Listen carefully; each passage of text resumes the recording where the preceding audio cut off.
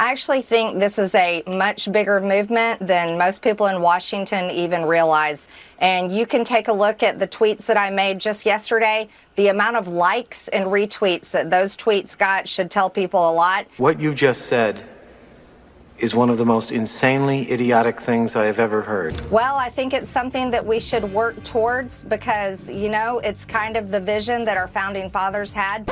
Everyone in this room is now dumber for having listened to it. As she usually is, Marjorie Taylor Greene is on the hot seat. Well, I think that, you know, red states could choose and how they allow people to vote in their states. Well, once they move to a red state, guess what? Maybe you don't get to vote for 5 years. You can live there, you can work there, but you don't get to bring your values that you basically created in the blue states you came from by voting for Democrat leaders and Democrat policies. Listen to this tripe. There are a few things that pop out straight away. Number one, she is a representative in Georgia, so what would that mean for her? And two, don't you find it funny that it is always the ones who pay lip service to how patriotic they are and American they are, but then turn around and say the most treasonous and undemocratic things you ever hear? Well, I think that, you know, red states could choose and how they allow people to vote in their states. For example, over the past couple of years, we've seen a mass exodus from California and New York, where we've seen people fleeing those leftist policies and moving to states like Florida, Georgia, Texas, you know, states where they like the tax policies, they like the schools, they like the consequences of Republican and red policies. What I think would be something that some red states could propose is, well, okay, if Democrat voters choose to flee these blue states where they cannot tolerate the living conditions, they don't want their children taught these horrible things, and they really change their mind on the types of policies that they support, well, once they move to a red state, guess what? Maybe you don't get to vote for 5 years. You can live there, you can work there, but you don't get to bring your values that you basically created in the blue states you came from by voting for Democrat leaders and Democrat policies. But this would be up to red states to be able to choose to do something like that so that their red states don't get changed, which is what's happening, unfortunately, when Democrat voters leave their Democrat states and they take their Democrat votes with them.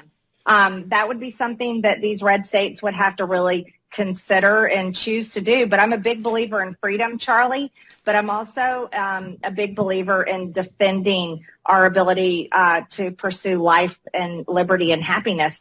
And the left is completely destroying that for those of us on the right. But these comments, however, are not just simple throwaway comments of stupidity. They're actually something that she's been discussing in front of audiences for a long time. And to those that say that talking about Marjorie Taylor Greene only offers her further oxygen, need I remind you that she was actually overseeing the House just a couple of weeks ago. She sits on a council overseeing Homeland Security. This is not just someone who's screaming QAnon conspiracies on the street. This is someone that was spewing QAnon conspiracies on the street and then got elected to office. I have people come up to me and say crazy things to me out of the blue in public places that they believe because they read it on the internet. An anonymous person.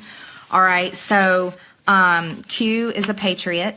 We know that for sure. It's not just Democrat and Republican, left and right.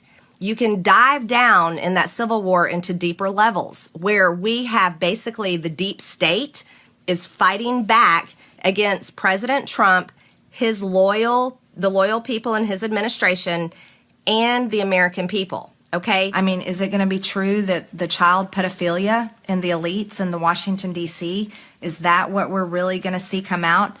Is it true? Is the type of corruption we're going to see come out, is it going to be satanic worship that possibly all these people are involved in? Have you seen, and I've asked Will this before, the picture of Ruth Bader Gingrich walking through the airport? This woman has been drawn over for how many years? And all of a sudden she's walking straight upright like it's a whole new person. Almost like a body double like Hillary Clinton. Ruth? Yeah, like yes. The body double for Hillary Clinton. So it's interesting. Yeah. So I do not believe that was Ruth, no. And rightfully so, her diatribe has been met with pushback. That it is always those that claim to be patriots that are actually the most treasonous and unpatriotic people you'll find in this country. You know, I read this and I read your comments on it. You know, I think most people instinctively want this to be the United States of America. And here's my question. You know, how did you get to this point? I mean, I look at topics, for example, how do you reconcile defund the police and no bail laws with law and order? How do you reconcile secure borders and wide open borders? How do you reconcile energy independence with energy dependence and New Green Dealism? How do you reconcile peace through strength with people that want to gut our defense? You know, I don't see middle ground on a lot of these issues. So what is the other answer if it's not a divorce?